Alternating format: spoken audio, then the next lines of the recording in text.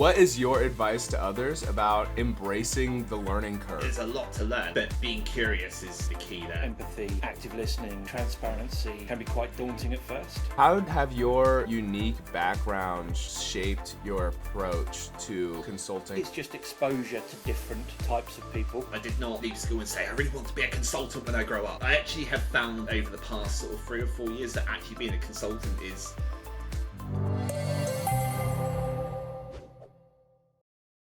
Hey, welcome to this week's episode of Power Talks. My name is Griffin, the host of the Citizen Developer channel, and today we have a dynamic duo of a show. I am joined by special guests Jon Russell and Mike Gowland. Now, I wanted to ask you two, you guys have a podcast of your own, and you guys cover a lot of interesting things, and I want to kind of share what you've learned through that today, but I wanted to start the conversation off by saying, in any field, but especially in consulting and the Power Platform, what is your advice to others about embracing the learning curve that's naturally going to be there for anybody that's, stepping into a new space?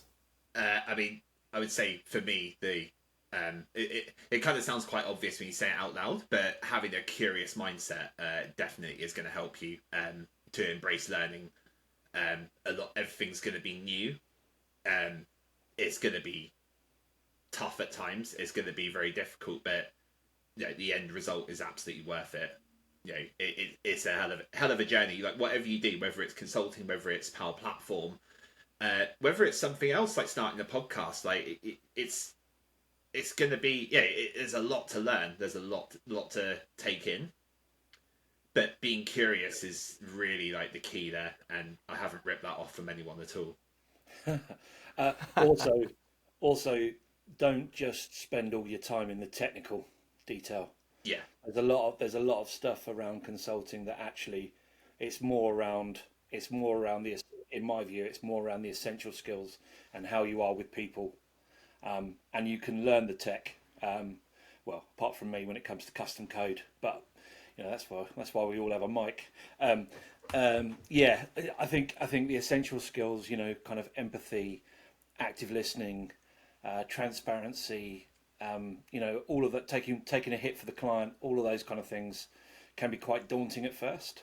And I think we had a conversation with Hamish Shield, and I asked him a question around whether or not he thought that he'd had a kind of event in his past that had helped him become a really good consultant when it comes to essential skills, and he said no.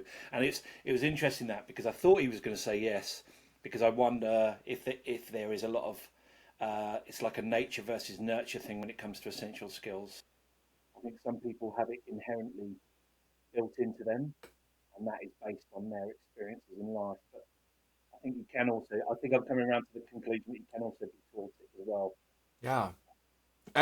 I guess I kind of want to ask you too, so you guys have both come into the Power Platform from very different industries and different from myself even, so we kind of have 3 different perspectives, but you guys kind of from printing and media, right? If I know your guys' intros correctly. Yeah. How have your unique background shaped your approach to consulting and the Power Platform? I mean, Jon, you're talking about the soft skills that you've been able to learn and sharpen and bring to the table, because you can learn the technical or the Power Platform skills. I mean, what could one of you guys, Jon, would you be willing to elaborate on that?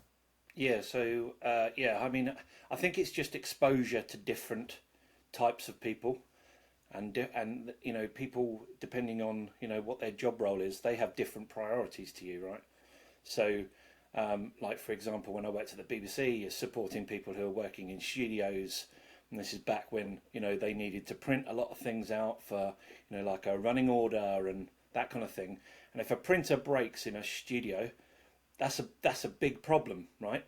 To everyone else, it might not be such a big problem. So you need to understand what makes them tick. You need to understand what is their priority, and make sure that when it comes to supporting them, you're aligned. But it can change from person to person. So And then moving throughout my career, like when I was at Amazon, that was really about looking at really listening to the customer. What does the customer really want? And working backwards from the customer. There's no point really spending inordinate amount of time and money on something that you aren't sure that the customer needs, because it could be wasted effort. Yeah. What about you, Mike? What are your thoughts there? So I became a consultant accidentally. I literally had no idea what being a consultant was, but what I really wanted to do was firstly be a jet fighter pilot, but I was too fat, so I then said I wanted to become a software developer. Really, yeah, I tried to pursue down that software path. So I actually did computing at college, but then dropped out, and I then followed my father into the printing industry, which was I used that as a way to get into that software side of things. That was my intention anyway, but I ended up being a printer engineer for 9 years. And like Jon said, for his perspective, for what he was doing, he was looking at what makes people tick and why that printer working is important to them. For me, in that role, what was important to me was that I got that machine up and running, right? So regardless of what was important to them, that needs to be that thing needs to be working. And there's all sorts of reasons, right? Okay, there's print rooms that had to churn out, literally print to make money, right? And then there's the other side, which was like businesses, hospitals, etc., that have to print for people's lives, for processes, for everything like that. And it's having that empathy that you're just going to go and fix something, but actually like the impact of doing that is important, and what does that mean to the customer? All around that. But I used like that part of my career as like a stepping stone to then move into software. But it just took me 16 years to get there, which is where I got into Power Platform. But being a consultant, I did not leave school and say I really want to be a consultant when I grow up. That was like the last thing on my mind. It was the tangible thing that I would be doing. So like building software, because I thought that was cool, like working with computers and everything, and making computers do things. I still find that fascinating.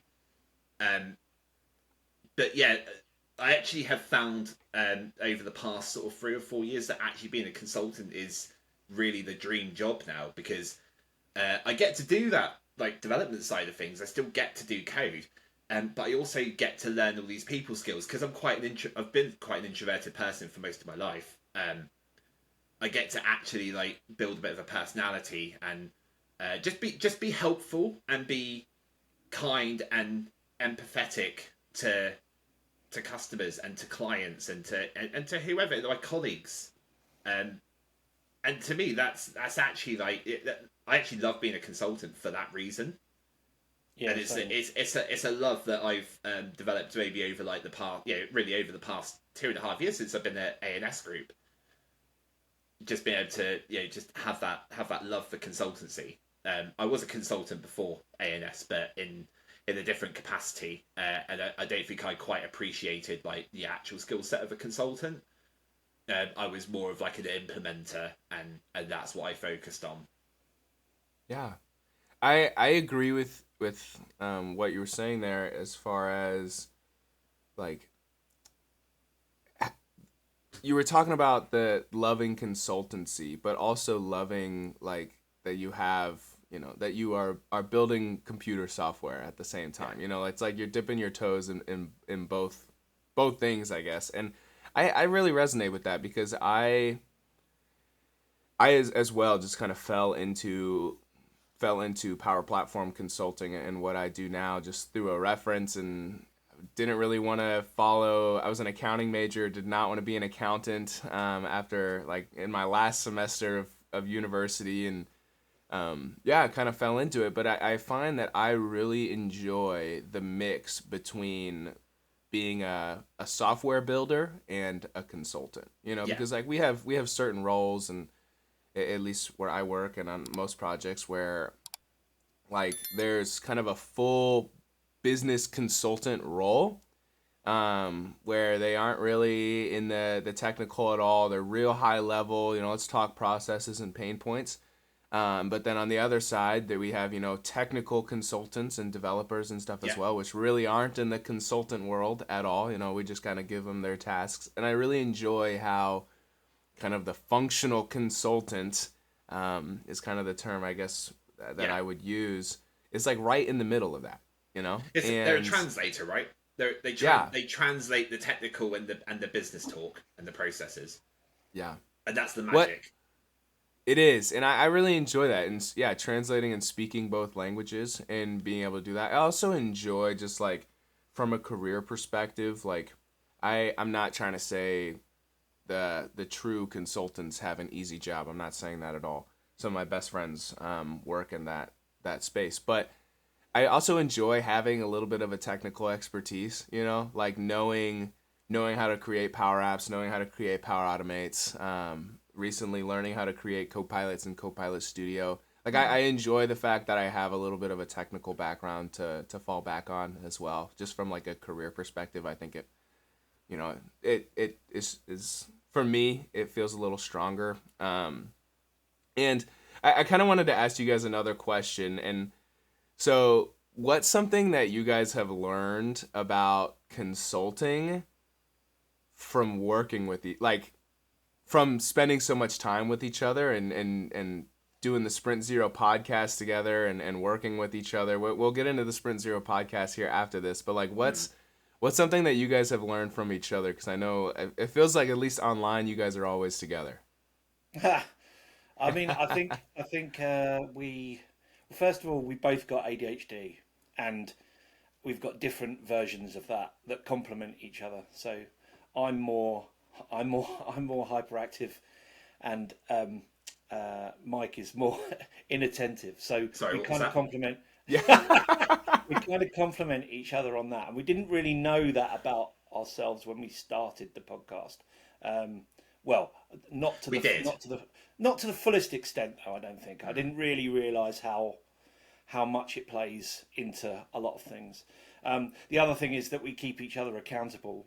I would say probably Mike towards me probably more than the other way around, because Mike's a decent human. As well, but hey, Mike's blinking there. So that's the other thing, and I think that's super important that we have a relationship where we are each other's we were kind of like work partners, but we are also, as we've talked about it before on our podcast, accountability partners really is the term, and I think that's a massive thing. So Mike, it comes down to even this morning, for example, like I hadn't been feeling the best really the last couple of days. Mike had noticed that, and he just asked me straight out, like, you seem a bit quiet. Is everything okay? And there's only really a couple of people who probably know how and when to do that. So and Mike's one of those. And just to go back to Jon's point about accountability buddies, we didn't know we were accountability buddies until we brought on two of our guests, Kaylee Duddy and Lindsay Winchurch, very recently onto the podcast, who sort of came up with that. Well, they came up with a bit that talked about it, and then we sort of had a word for it. We thought we were just like close friends, and it was a bromance, but actually, no, we're accountability buddies. That's really what it is. Yeah, I like bromance. And you can listen to their episode on the Sprint Zero podcast.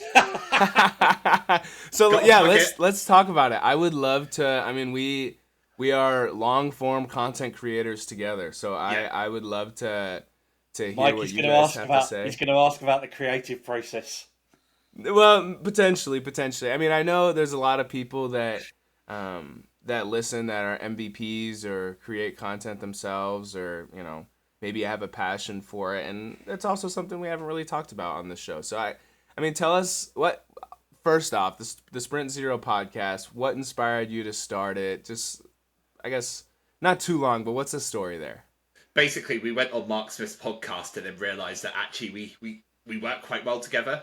And then with absolutely zero planning over last Christmas, we recorded an episode, and then I sat on it for 2 weeks because I was too panicky to put myself out there, and then Jon said we have to release it today, which was I think the 12th of January.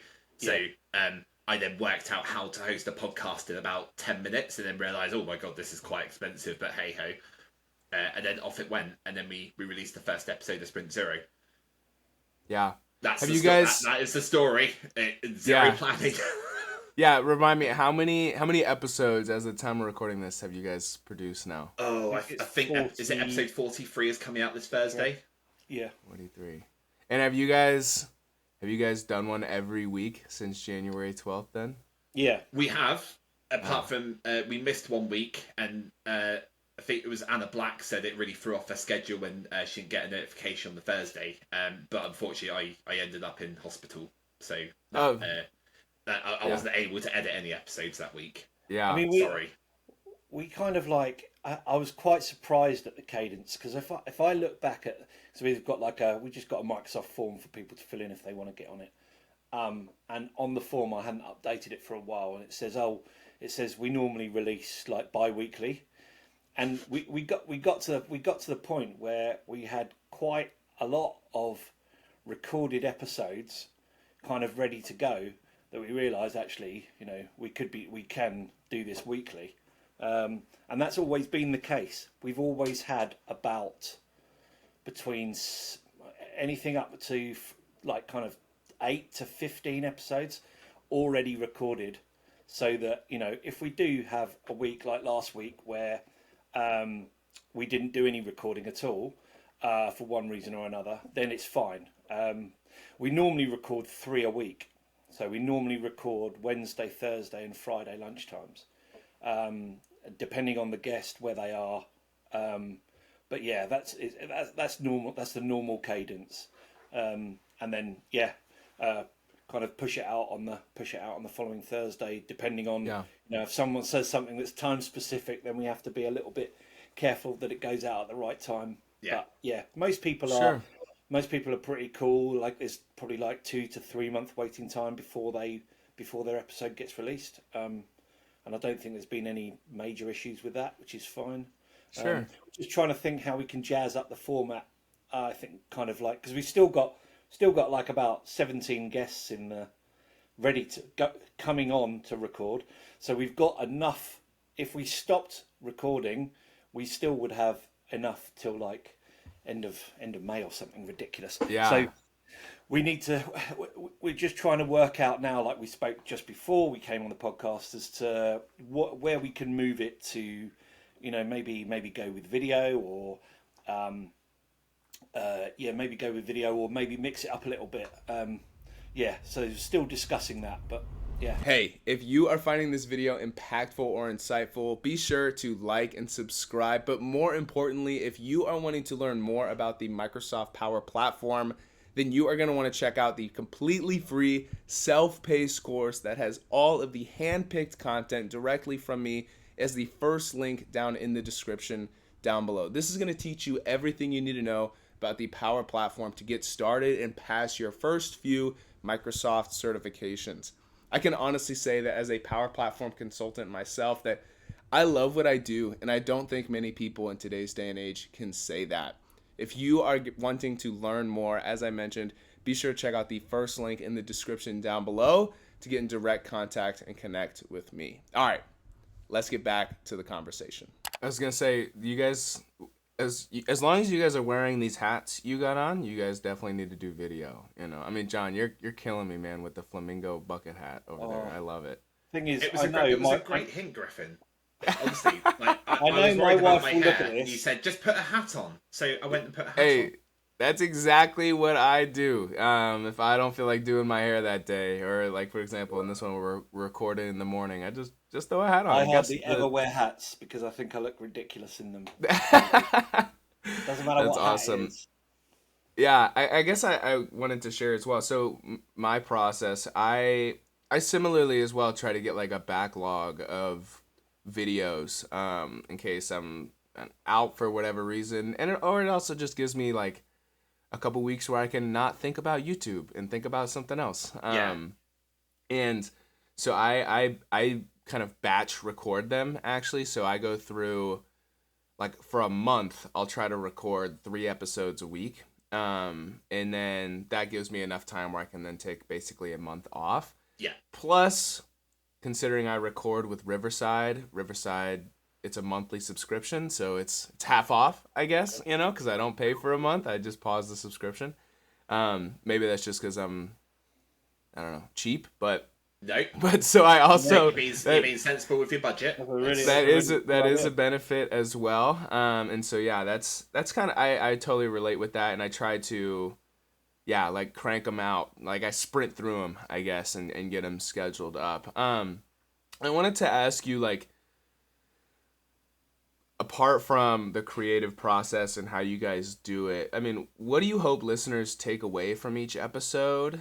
And kind of a related, slightly different question, what has been like the best part of the Sprint Zero podcast? I think for us, we kind of, as I mentioned before, we didn't really do much planning. We just knew we wanted to do a podcast. So we just started, our first episode was just mine and Jon's transition into Power Platform consultancy. And then we kind of carried that on as a format with our first guest, Craig White, and then carried it on with every guest. And I think we've kind of like, through that journey, we have started to try and aim it more at like, how do you get into consultancy? How do you get into Power Platform?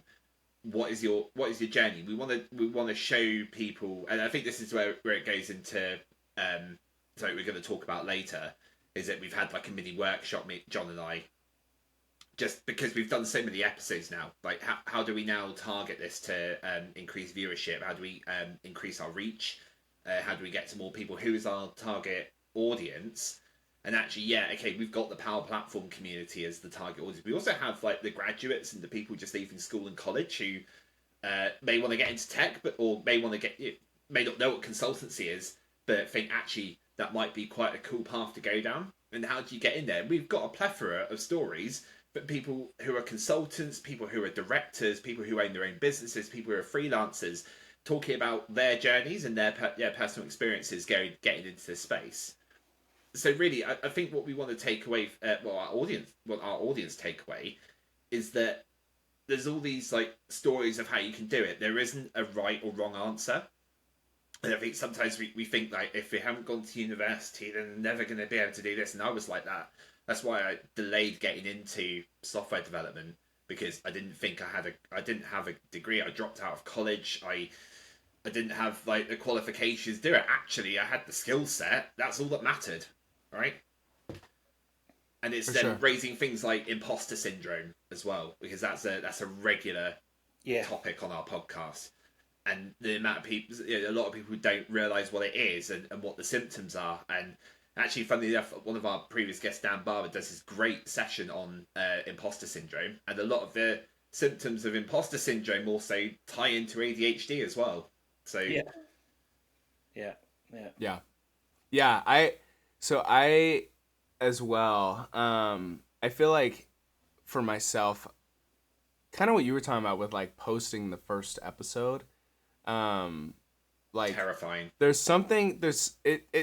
And like you put so much pressure on it, and I feel like, in the spirit of just running a YouTube channel, I've gone down the YouTube rabbit hole of just like learning everything I can about it, and probably have spent too much time learning about YouTube just for my channel, but that's neither here nor there. But like, that's kind of some of the best advice that I feel like I've gotten, is just like, you just need to post. Like, commit to posting once a week for a year, if you really want to have a YouTube channel, and just do it. Understand that your first video is going to be horrible.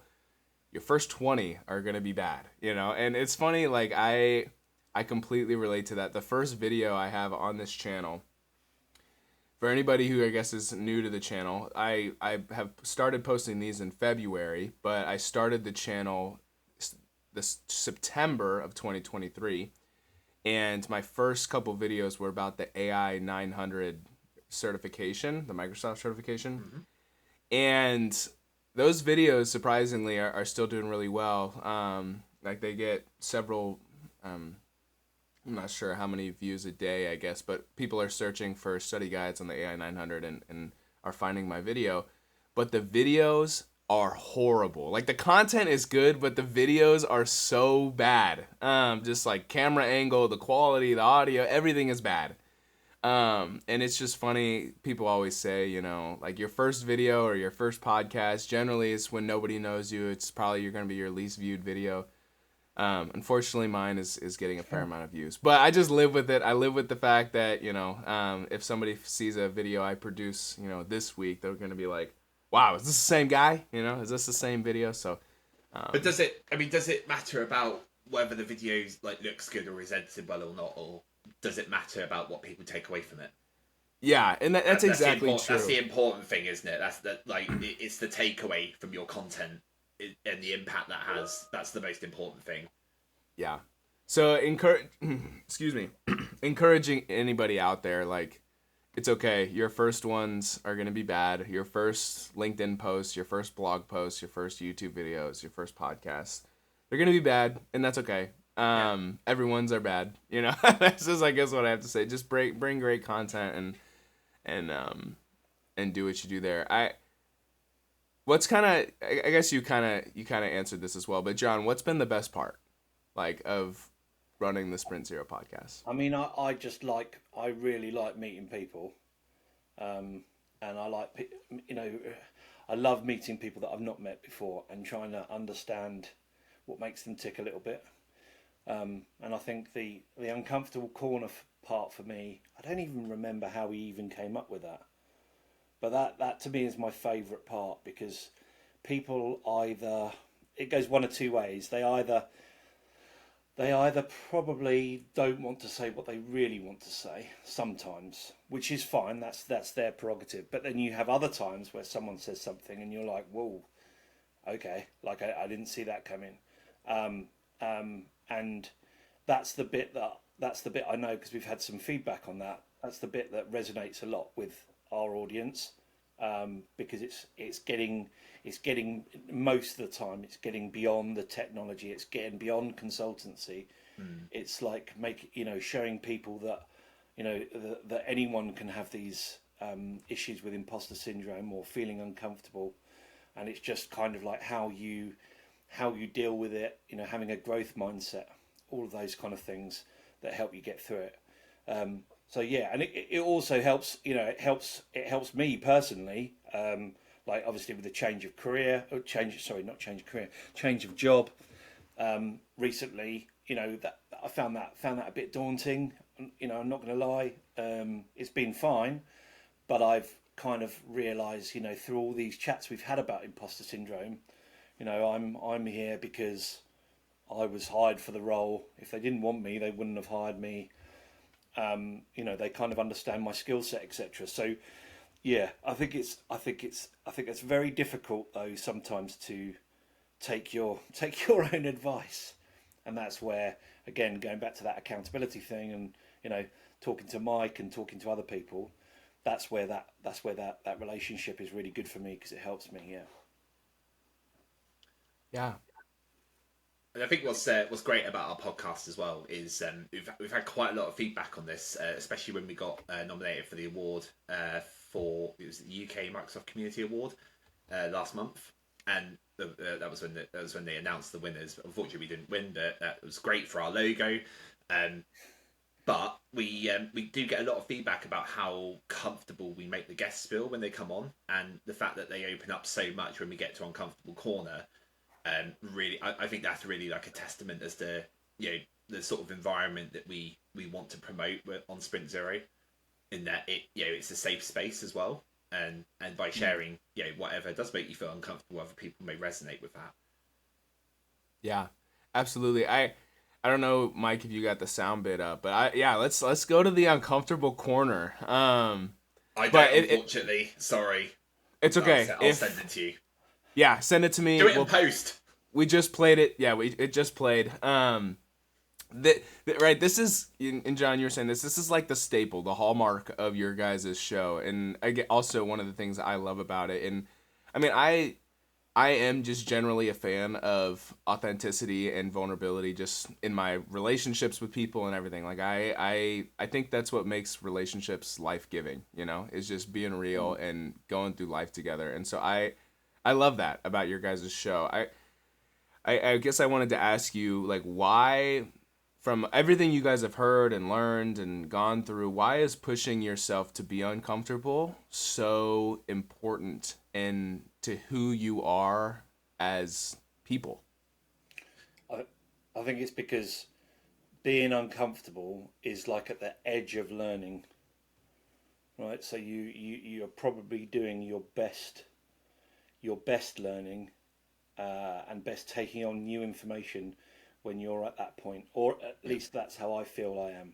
So, there's been a couple of things recently where I feel like maybe technically I'm slightly out my depth, and to to sort that problem out, I need to go out and find resources to help me understand that, and then the uncomfortable corner gets a little, or the uncomfortable space gets a little bit wider and a little bit wider and a little bit wider, and that problem becomes smaller and smaller.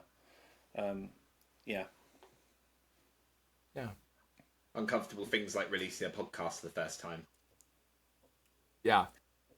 What about how does your guys' humor help you in uncomfortable situations? Like, you guys are, are funny guys, you always kind of, you bring a sense of humor to things. You guys don't carry yourselves on like a super professional standard, and where you're kind of, behind this guard. I mean, I appreciate. Have you Okay, come on. With Franco and you guys know what I mean, though. Like, you guys aren't, you guys are just unapologetically yourselves, and I appreciate that. And you guys bring a lot of humor to what you do, and I'm sure that carries itself over into, your workplace and your clients and your projects. I mean, how has your humor helped you tackle uncomfortable situations? So I can tell you a story from a while ago when I was in a consulting engagement. So I was living in a different house then, and I was up in the loft, and I was running a workshop with maybe like 8 or 9 people on the call or whatever. And like when I get focused on something, I'm like 100% focused on that. There's nothing else that can really distract me so much, to the point where I sometimes forget to go and have lunch and stuff like that. Doesn't look like it, but it does happen occasionally. Or forget to go and pick up my kids from school. That's another good one. I've done that a few times. So I'm on this call, running this workshop. I've got my headphones on. I can only really hear the people talking. And there was this lady, and she kept going on. She was on video, but she kept going on mute and kept laughing, and it was really distracting. I was like, "Wow, like what's going on?" So we went off. We broke for lunch. Came back, and again she started laughing again. And I was like, "I'm gonna have to ask her why she's laughing, because it's making me feel a bit weird, like whether it's something that I'm doing or whatever." So I asked her, and this is in the middle of July. It was quite hot. I had like a window open, and I said, "Can I just ask you what are you finding so funny?" And she said, "The pig noises." And I was like, "What? The pig noises?" She said, "Yeah, I can hear squealing pigs." And because I was so focused on the workshop, I'd completely forgotten that 2 doors down they had these 2 huge pigs in their back garden, and it sounded like something out of Deliverance. But I had my headphones on and I couldn't hear it, but they could hear it through the microphone. So that was like, I think when something happens like that, like I suppose that's in a way of me trying not to be uncomfortable. Like, I will call it out if I see something, and I think it can be, especially on bigger projects, it can be quite a good thing, because I see things kind of more holistically. And like I might be able to kind of understand a risk to a project, or I pick up on something that someone says, and they say it in a way that makes me question it and makes me think, "Oh, hold on a second, they said something pretty interesting there. Let's go back to that, because it might then lead you in a different direction." I find all of that interesting. Mike, what about you? How's your humor help you tackle these situations? I mean, I have humor. Okay. I honestly, when I feel tense, so when I've done public speaking engagements, or if I'm running a workshop with a customer, if I don't get the room to laugh, I feel very uncomfortable. Like I need that first laugh. Sorry, not laugh. Live, laugh. I need that like laugh to like it just kills all the tension in the room, and then I feel comfortable. And every time I've got up on stage to talk, I need some kind of humour, and I don't even care if it's at my expense. So like if I balls up the intro to somebody's podcast episode because I can't say a particular word, wink wink, then that I'll just leave that in, and like it just for me it just makes me feel so much more comfortable that we're all having a laugh. It's all good fun, and I think that also makes things more productive as well. So if you're in a workshop engagement, if you can have some humor and have some fun, it actually brings more out in people. And something I love from design thinking as well, I picked it up on the design thinking course, is that if I do a workshop and it's in person, I love to like get a little like rock paper scissors tournament going at the start, and I've done this for a few hackathons as well, and just get everyone to cheer each other on. You all go off in pairs, you do rock paper scissors. Whoever wins goes on to find the next winner, and whoever loses has to cheer on the person who beat them, and it all ends up in a finale at the very end. And that sort of thing, just like just if you can kill tension and just make everybody feel comfortable, especially when it's in an uncomfortable situation, then people become more collaborative. They speak their mind. They feel comfortable to speak their mind as well, and not speak their mind in a negative way, but actually like bring their opinion to the table, because that's what we want. Yeah, no, I think that's awesome. I agree. I try to, if I'm like, maybe I try not to be too like self-deprecating, because I think sometimes when people just like rag on themselves over and over and over, it starts to be like, all right, we get it, man. Like that, it's not funny anymore. But I think there can definitely be some like fun targeted, like for myself, like, I mean, something I try to poke fun at is generally I'm younger than most people I'm on the call with. And so not on this call. No. That's right. We're all mid-20s here. And so like that's something that's, could be easily relatable, or throw out like a Gen Z term or something that I know, other people find funny or whatever. So like I definitely as well try to crack the ice like in that way. And just, break the tension up, make someone chuckle or smile, and, just share a little bit of your personality, because I think that especially if you're on like a longer engagement, which a lot of the times I find myself on projects that are 6 months plus, right? Yeah. Like I'm gonna be working with these people for quite a while. Like I want them to know that I'm a real person and not just an AI robot through the Teams meeting. Like I'm a person. A consultant. Yeah, exactly. Yeah, right. Yeah, and so it just. Yeah, I find like being yourself, finding ways to crack a joke, even if you're not funny, like you can have kind of a rinse and repeat of jokes. Find a couple that work for you that you can just reuse with different people and different meetings and different clients. But I mean, a lot of it's not on purpose either. Like if you make a mistake, you just sort of say, "Oh." Right? If you're... I pronounced your surname wrong. Oh, yeah, no. Right? Yeah. Or if...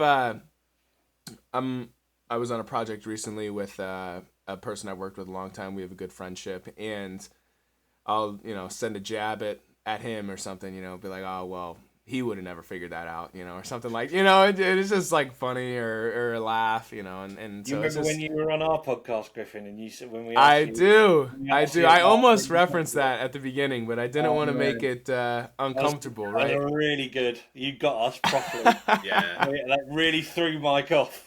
That's so funny. Yeah, for anybody who doesn't know, I think the episode came out in February. I was on the Sprint Zero podcast, and right before we started recording, I mentioned that Jon and Mike were intimidating, which is not true at all. But we hadn't really known each other for much more than 15 minutes before this, so they couldn't tell if I was joking or being sarcastic. So, really I also can't pronounce the word collegiate.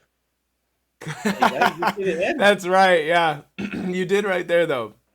You did right there. Just call it university. You know, that's what you guys call it over there, not college. So, but yeah, like I don't know. I tried to do that as well. I think just people generally, I don't know.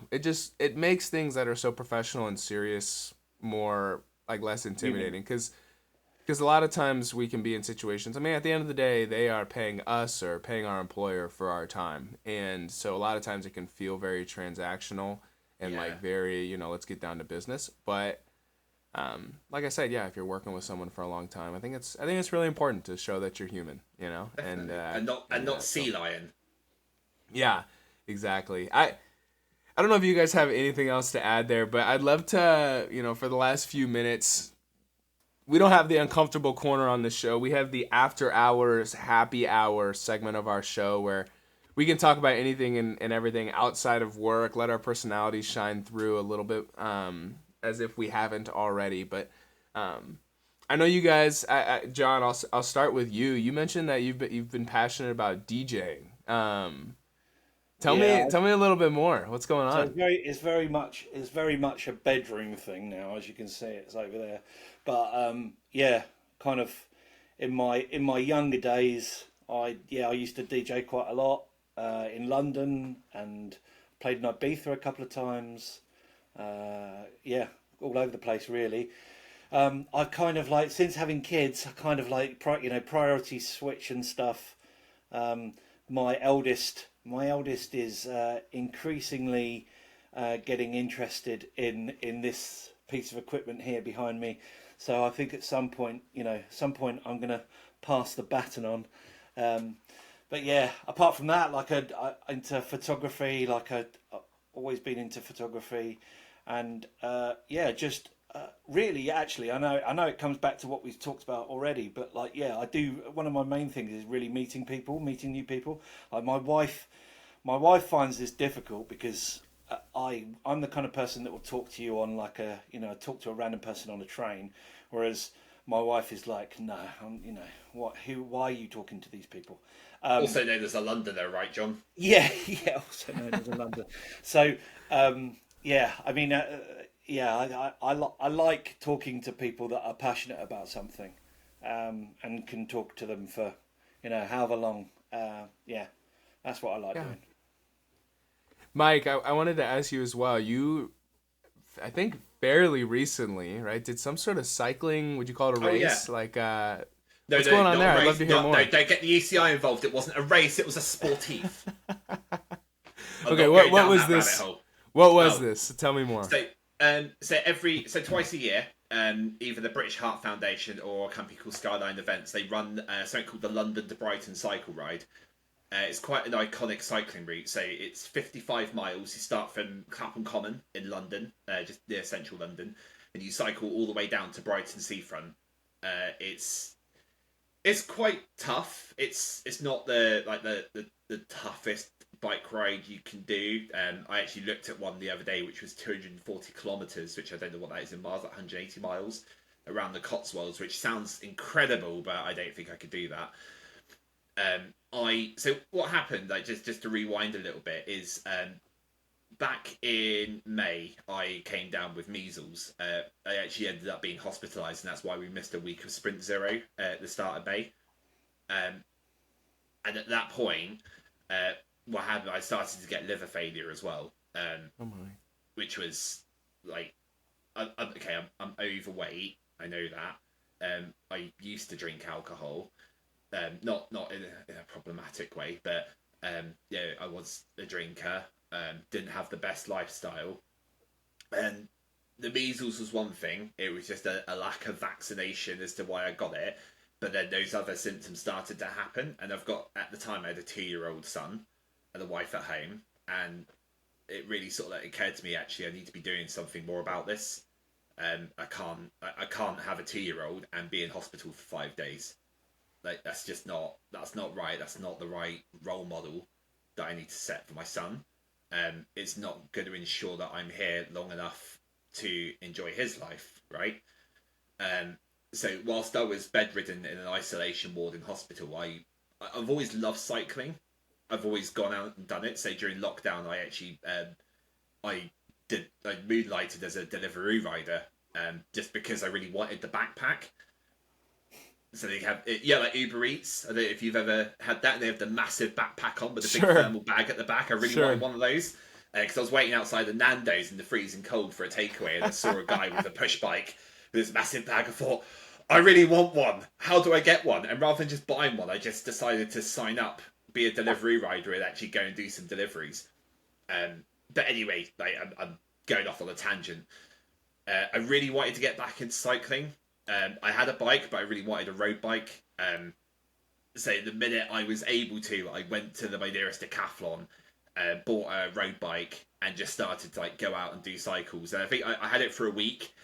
And then my wife can sometimes be like, if I propose something to her, she's like, "Oh, that's ridiculous. You won't be able to do that." And I wanted to go out and do a 50-kilometer bike ride, just to a place called Solent, which is a few miles away from me. And it was 50 kilometers there and back. So it wasn't as far to obviously just go there. But I didn't tell her I was doing it until it was on Father's Day, actually. I didn't tell her I was doing it until I was just leaving the house. I was like, "Oh, by the way, I'm going to cycle to Solent, bye!" And just went out because I wanted to prove to myself I could do that. And then once I did that, I was like, I was still cycling, but I didn't have anything to cycle for. And then Jon has done this before, London to Brighton, and a few other people I work with at ANS have also done it before. And they said, "Well, why don't you do it?" So, okay, I'll look at signing up. And at that point, I thought, well, if I'm going to do this, why don't I try and raise some money as well?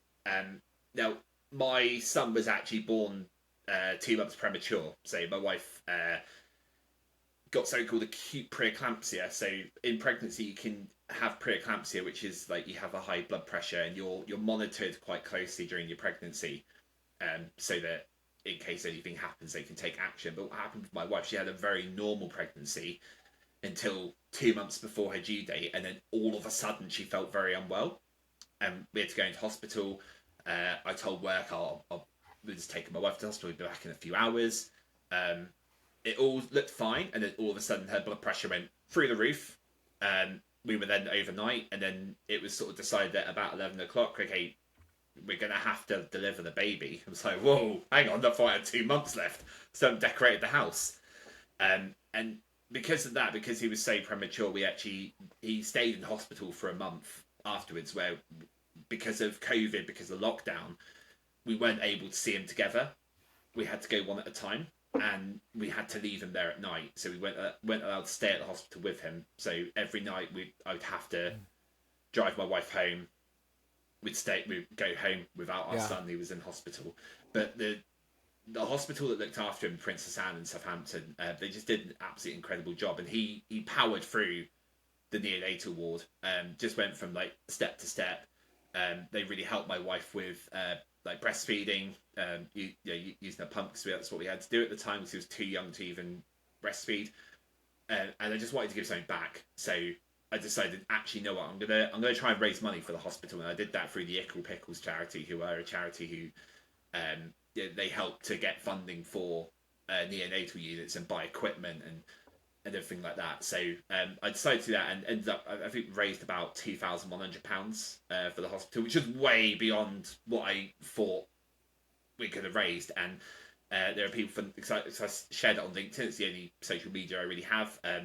People from the Power Platform community stepped in, they donated, friends and family stepped in, and also complete strangers as well found the link and also donated. It was just absolutely blown away. It's definitely something I'm going to do again, just to try and raise money. But long story short, I did a long bike ride, and I'm still cycling as well.